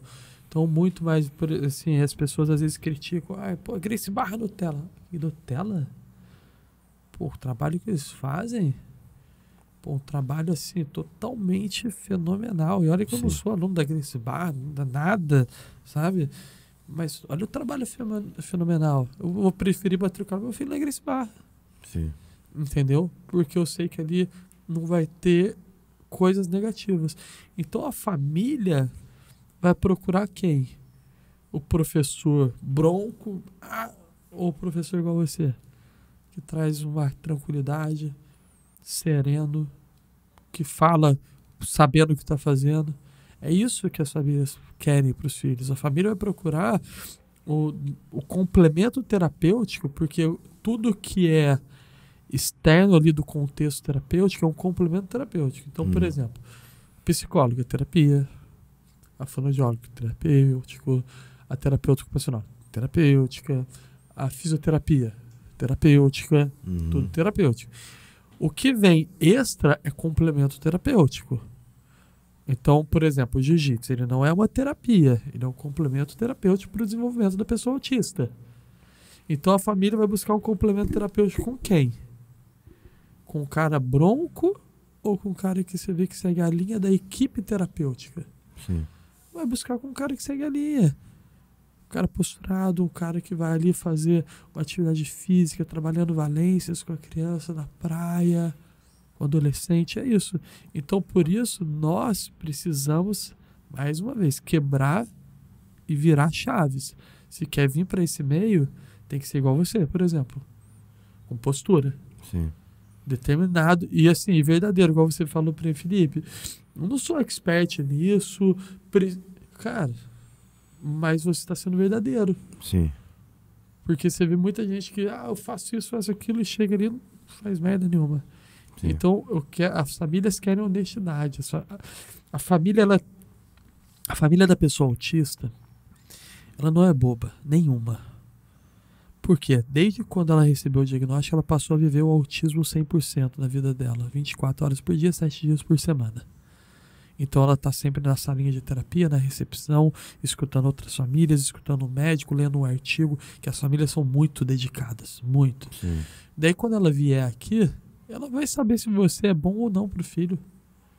Se você falar uma asneira ali, ela já era. Ela vai te agradecer, tudo não vai voltar mais. Então trazer essa postura que você traz é onde gera confiança. Gera tanta confiança que o que aconteceu agora? Você recebeu uma indicação. Sim.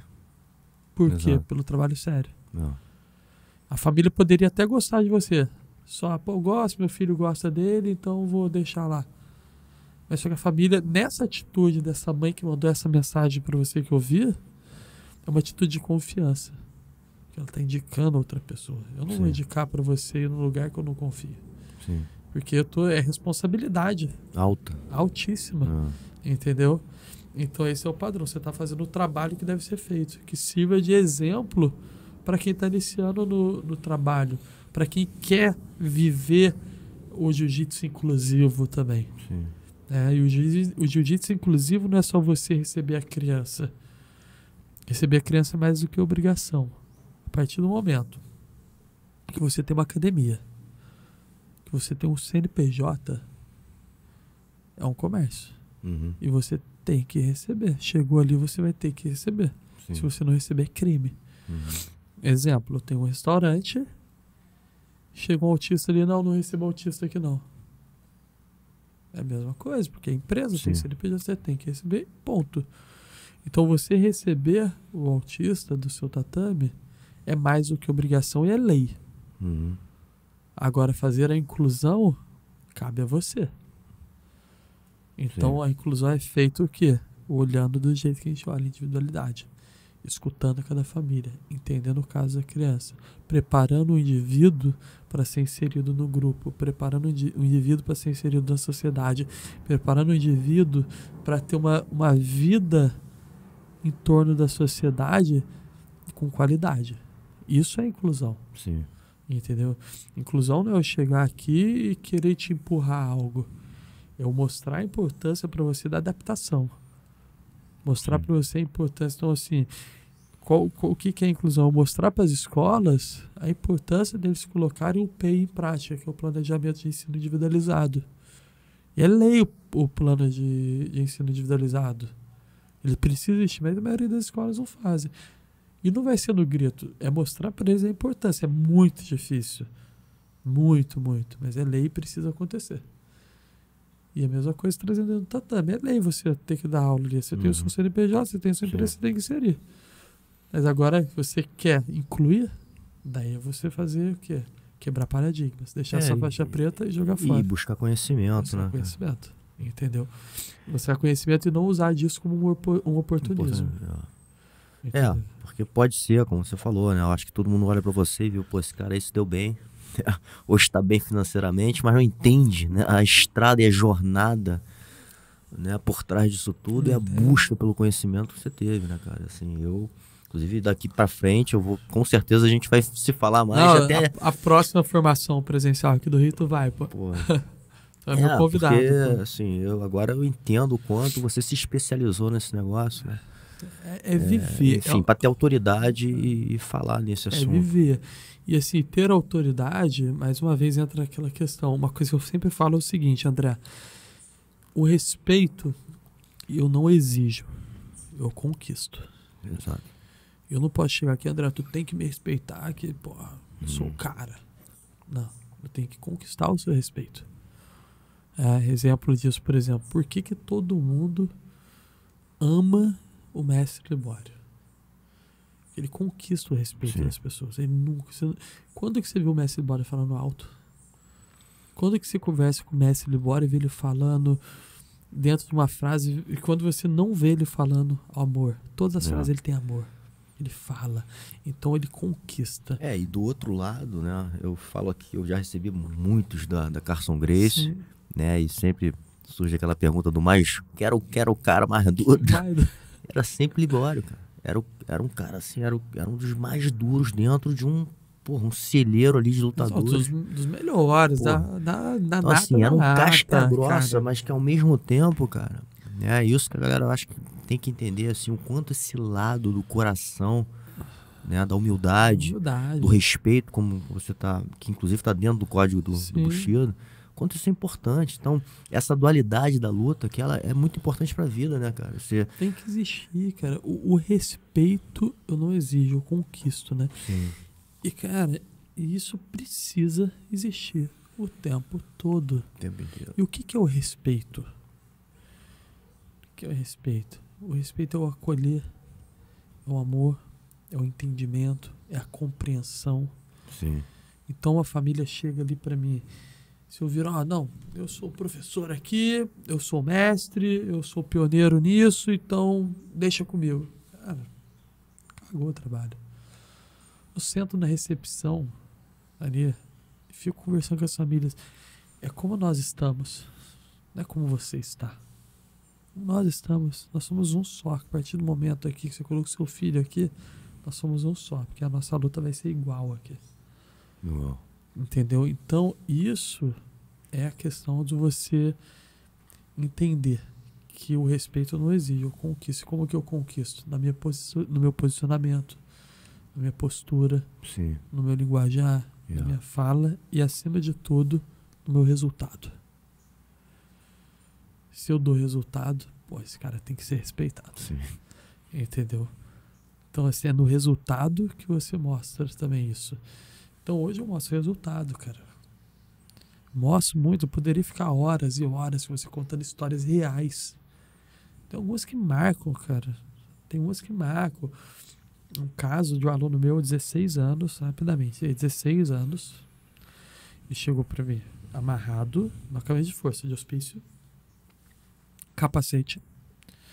Quando a gente tirava o capacete dele, a cabeça dele inteira costurada, de tanto que ele se autolesionava, obeso, tomando 12 medicações. A mãe dele virou pra mim e falou assim, eu não acredito no seu trabalho, mas mandaram eu trazer ele aqui. Quando a mãe falou isso, para uma pessoa que não tem a vivência, pô, que mulher poderosa. Mas imagina o filho dela naquela situação com 16 anos. Quantas decepções essa mãe não teve em tantas terapias? Ela estava desacreditada, cara. Sim. No momento algum eu julguei aquela fala dela, só olhei para ela, não, tudo bem, solta a camisa de força. Tá maluco? De jeito nenhum. Eu falei, pode soltar. O primeiro contato meu com o aluno, 3h30 segurando ele. Literalmente. Começamos o trabalho. Em um ano, ele perdeu 12 quilos, toma 2 medicações apenas, nunca mais uma camisa de força, nunca mais um capacete. Única atividade que ele aceita fazer? Jiu-jitsu. Ele vai na minha clínica de segunda a sábado. Hoje ele tá com 24 anos. Cara, imagina o respeito que essa família não tem por mim. Muito animal. E o jiu-jitsu, aí você vira pra ele, cara, é muito engraçado. Você vira pra ele, vamos pra psicóloga. Psicóloga não. Então tá, então vamos pra escola. Escola não. Daí, vamos pro tio Felipe. Tio Felipe, sim. Daí ele vai. Cara, olha o que a gente pode fazer. Mas o que? Essa família tá ali porque eu conquistei o respeito deles. Conquistei a admiração. Conquistei a confiança. Imagina você estar em casa, igual já aconteceu no sábado, 10 horas da noite. Daí entra mais uma vez, André. A causa e o propósito. Você está em casa 10 horas da noite, a família te ligar desesperada, socorro. Vem pra cá. Eu ia pra lá, chegar lá, o filho amarrado no sofá, amarrado inteiro, amarrado no sofá, porque estava em crise e ninguém conseguia fazer nada. Saí da minha casa, sabadão, 10 horas da noite. Tava com a minha família. Tô indo. Cheguei lá, soltei, fiz a contenção, gerenciamento, peguei ele, fui caminhar na praia com ele, ele mora ali no PP. Fui caminhar com ele. Isso 11 horas da noite caminhando com ele na praia. Calmou, tudo, voltei, coloquei ele pra dormir, fui embora, veio a casa. Pô, Felipe, tu é babá? Tu é terapeuta? Não, cara. Tem propósito. Se eu puder ajudar uma família que está em desespero, eu vou ajudar. Cara, tem preço isso. A confiança. Daí entra a recompensa. Fui ali de coração, porque eu quis. Em momento algum passou na minha cabeça, vou cobrar por isso. Jamais. É mais do que minha obrigação a partir do momento que eu abracei essa causa. Quando virou mês dia 5, eu tinha um dinheiro bem maior na minha conta do valor da mensalidade daquele aluno. Então eu liguei, olha, veio a mais aqui, não, é pelo que você fez. Eu falei, não, de jeito nenhum. Não, é o seu trabalho. E eu não pensei nisso. Então você vê a recompensa. Sim. E a gratificação. Então Exato. é isso que os profissionais do jiu-jitsu, principalmente, precisam entender, cara. Se você entrar nesse meio, pô, quero ganhar dinheiro, pode ter até sucesso a curto prazo. Eu já vi vários. Vários. E já vi vários opostos também. Tenho orgulho, por exemplo, de citar alguns. Um profissional lá de Natal, o Sensei Emerson. Cara, ele dá aula de judô. Trabalho fenomenal. Fenomenal. Com propósito. Aqui no Rio mesmo. Tem o Deco, lá na Ilha do Governador. O cara voltou, estava bem nos Emirados, recebeu o diagnóstico do filho dele de autista, decidiu voltar para o Brasil, para poder fazer o tratamento no Brasil, e fez um trabalho de jiu-jitsu inclusivo ali na Ilha do Governador. Fenomenal. Tá bem, mas Legal. tem propósito. Legal. Entendeu? Em Vitória, tem o karatê inclusivo lá, com propósito. Em São Paulo, tem o Lucas Correia, com propósito. Daí em Castelo, José Roberto, montou, o cara largou a engenharia, tudo, para ir pro jiu-jitsu inclusivo depois de uma formação nossa. Tá dando certo por quê? Propósito. Então, esse é o ponto. Vida com propósito.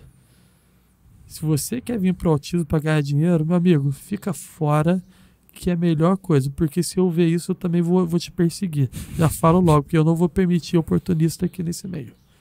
Boa. Não vou permitir divisão. Não vou permitir, aqui não é bandeira, a bandeira tem que ser uma só, e quem fez eu acordar para isso se chama Ricardo Della Riva, tá? Mestre dela. Cheguei no mestre, que eu tava começando a dar curso, né? Eu falei, mestre, é o seguinte, cara, como eu tô dando alguns cursos, tudo, às vezes eu tô dando curso pessoal de outras equipes, pô, ficar com a bandeira Della Riva no kimono, tô com medo, né, de o pessoal perder alunos por isso. Ele olhou pra mim, sério, a maior sensatez do mundo, Felipe, ele é o único que me chama de Felipe, todo mundo me chama de Nilo, Felipe, o seu trabalho é diferenciado, a sua bandeira não pode ser vermelha. A sua bandeira tem que ser azul, que é a cor do autismo. Ricardo Della Riva falou isso. Daí eu entendi, eu falei, caraca, meu, é isso. Então hoje, o que eu venho lutando muito? Para que não tenha divisão no mundo das artes marciais e autismo. Igual tem a questão, eu sou da equipe tal, Sim. da equipe tal, pô, não pode, pô, aquilo que o cara faz, pô, esse jiu-jitsu Nutella aí do Cavaco agora, pô, não sei o que. Nutella, o cara tá bem, pô. Queria estar Nutella daquele jeito. Pô, esses Nutelinha do jiu-jitsu aí agora, pô. Cara, não tem. No mundo do autismo, enquanto eu estiver, eu vou lutar para que não tenha divisão nas artes marciais e autismo. Então pode vir atacar aqui, pode vir atacar ali. Não vou permitir, porque se você veste uma causa, você tem que lutar por uma causa e não pelos seus ideais próprios. Sim. E pronto, acabou. Então, basicamente isso. Animal, irmão. Porra, foi demais, assim, de ter aqui, ter essa conversa e saber melhor também do seu trabalho, né, cara? E desse tema aí que eu acho que é tão importante. E, de novo, assim, o quanto o jiu-jitsu como ferramenta de desenvolvimento, cara, ele, porra, ele tem uma função importantíssima aí, né, cara? E a gente... Sociedade, cara, isso aqui... Exato. Então, porra, muito grato. E acho que é mais de um conteúdo que a gente coloca, né, cara? Acho que para conhecimento das pessoas, né? E dessa nossa comunidade aí, cara, que precisa entender. Precisa. E assim, é muito bacana, André, a gente ver que já está acontecendo, né? Muito legal, assim, eu tava lá no prêmio do Melhores do Ano que teve, né? Sim. Agora. Eu tava lá, eu que apresentei a parte do inclusivo, né? Aí depois estava sentado eu, Messi Libório, daí vindo, cara, as grandes referências do jiu-jitsu, os old school, tudo, vindo, fala, pô, que legal, você vê que o old school do jiu-jitsu está tirando as escamas dos olhos para entender o jiu-jitsu além do caráter competitivo, que é o que nós precisamos. Isso é filosofia de vida. Cara, imagina se nas escolas, de fato, o jiu-jitsu fosse grade curricular. Não é extracurricular, não. Extracurricular você faz se quiser. Grade curricular. Eu garanto, eu falo sem medo nenhum, que a gente teria um desempenho acadêmico muito maior das pessoas nas escolas. Eu sei que a gente está no fim, mas rapidamente tem um estudo, por exemplo, que foi feito. Vou te mandar esse estudo muito bacana. Eles pegaram um estudo também na Europa não vou lembrar o número de crianças, né? Eu lembro que era crianças de 8 a 13 anos. E eles pegaram esse estudo, eles separaram em 3 grupos. Um grupo de praticantes de artes marciais, um grupo de praticantes de outros esportes e um grupo que não praticava esporte nenhum. Por 6 meses, eles fizeram esse estudo. No final desse estudo, eles fizeram os comparativos na melhora das matérias escolares. Os grupos praticantes de artes marciais tiveram um desempenho acadêmico melhor do que todos os outros grupos. Todos. Em matemática e linguística. O desempenho que foi o que eles estudaram. Eles vão pegar ciência só em matemática e linguística. Os praticantes de artes marciais tiveram resultado melhor do que os praticantes de outros esportes e do que os que eram sedentários. Então, se a gente coloca o jiu-jitsu numa grade curricular de uma escola, cara, a gente vai ter um desempenho acadêmico muito melhor. Automaticamente, se eu tenho um desempenho acadêmico melhor, o que eu tenho? Pessoas melhores. Exatamente. Imagina o quanto isso seria um benefício para o nosso país, né, cara? Pô, sem dúvida. Sem dúvida. Imagina assim, não estou falando de política, tá? Né? Não falo disso. Mas imagina se a gente tem um presidente faixa preta de jiu-jitsu. Pô, Felipe, que viagem é essa? Um presidente faixa preta com propósito, né? Que seja faixa preta de verdade. Cara, as decisões dele para o nosso país seriam pensadas antes, porque o praticante de jiu-jitsu, o verdadeiro faixa preta, ele pensa antes de tomar uma decisão. Então, eu vou pensar muito antes. Se eu estou numa festa, se eu sou um faixa preta, o cara me provoca, eu vou pensar antes de agir. Não é melhor eu ir embora do que eu reagir? Então é melhor eu ir embora, pô. Então, se a gente tem um presidente faixa preta que numa decisão ali de aprovar ou não alguma coisa, o cara vai pensar antes. Pô, olha que é uma viagem, mas só que é muito real, cara. Mas é isso mesmo, cara. Se a gente tem um ministro... Vamos lá, se a gente pega o nosso ministro aí, se ele fosse faixa preta, cara, as atitudes talvez seriam totalmente diferentes. Entendeu? E esse é o ponto. Cara, o jiu-jitsu é muito além do caráter competitivo. Isso é filosofia de vida. Sem conversa. Muito bom, irmão. E é aquilo, nada é por acaso, né? A gente acabou de receber aqui a mensagem da mãe do aluno. E, porra, você me fez esse convite, né, do lançamento do seu livro. Se você quiser falar um pouquinho também. Mas eu falei, porra, na hora eu falei, cara, eu preciso conversar com esse cara, vamos botar na mesa. Eu tava fazendo a lista, né, do convite ali do livro, né? E eu falei, cara, eu não quero um negócio pra status, sendo bem verdadeiro, não quero isso, cara. Hoje, assim, não preciso me autopromover, já estou enraizado no meu meio, entendeu? Mas eu quero pessoas com propósito, né? E eu vendo a lista e tal. E cara, eu já refiz essa lista umas 10 vezes, cara. Já coloquei, gente, já tirei porque precisa ter propósito. E eu acompanho aqui há um tempo. Eu falei, cara, tem propósito, então vou convidar. Legal. Entendeu? E olha que a gente não tinha contato. Sim. Entendeu? Conhecia, lógico, porque pô, todo mundo fala. Eu falei, cara, mas é um cara com propósito. E convidei com isso, com o maior prazer do mundo, e longe de convidar porque quer participar, não, cara, porque tem propósito, porque vê a nossa arte como uma filosofia, né? E o livro, ele foi um livro que por que eu escrevi esse livro? Eu escrevi o livro porque eu quis, de fato, atingir a comunidade ainda mais de uma maneira acessível com entendimento. Eu poderia muito bem ter pego um livro só com nomes complexos, só com coisas assim, mas eu busquei trazer um linguajar acessível. Legal. Um linguajar que uma pessoa sem conhecimento nenhum vai ler e vai entender. Um manual. Um manual mesmo, onde eu conto um pouquinho da minha trajetória até o autismo, né? E ali eu conto de como você pode atender o aluno autista. Como você pode melhorar. E é o primeiro livro, de fato, 100% voltado para isso.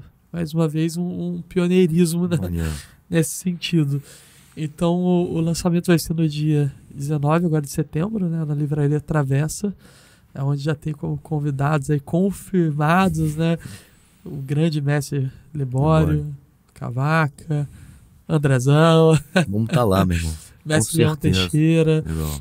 Então, assim, você vê que tem propósito para esses nomes estarem se deslocando de tão longe, cara, vindo de outros países, cara, para poder estar aqui. É porque tem propósito. Sim. E a ideia desse livro é mostrar de fato a importância do jiu-jitsu para as pessoas com autismo. Então tive a honra de ter no livro, pra você ter ideia, escrevendo o prefácio, a maior referência médica do autismo do Brasil e uma das maiores do mundo, Dr. Paulo Liberalesso, que é um cara assim, uma inteligência, uma pessoa que faz um trabalho dentro da comunidade autista que pouquíssimos fazem. E para mim é uma honra, né? Um professor de jiu-jitsu ter a maior referência do autismo na área científica escrevendo o prefácio. Então você vê a seriedade e o comprometimento que nós temos. Então tá todo mundo convidado, todo mundo que de fato tem algum propósito de vida, porque se chegar lá só para querer tirar foto não vai não. Pô, tem que ir para querer de fato entender uma causa, porque a gente tem que vestir essa bandeira. Então, assim, tá todo mundo convidado para poder estar nesse dia, que vai ser um dia, assim, que eu falo sem medo, que vai ser mais um divisor de águas na comunidade mundial do jiu-jitsu. Legal. Que a gente está colocando o jiu-jitsu em outro patamar. Né? Longe de mim querer me comparar a ninguém. Mestre Carlinhos profissionalizou o jiu-jitsu. A gente deve muito a ele. Sim. Os sheiks valorizaram o jiu-jitsu. Investindo no jiu-jitsu. Né? Mestre Fábio Gurgel profissionalizando o jiu-jitsu. Rodrigo Cavaca profissionalizando, mostrando a importância. E vem o Felipe Nilo falando da inclusão do jiu-jitsu. Então eu quero ser lembrado por isso. O cara que de fato abriu essa porta da inclusão do jiu-jitsu, mostrando o jiu-jitsu em outra vertente também, que é a vertente do complemento terapêutico, que é a vertente da inclusão. Muito animal, irmãozão. Andrezão, admiro muito o teu trabalho e obrigado por estar aqui e compartilhar a sua energia. Estamos juntos sempre. Valeu, pessoal. Valeu.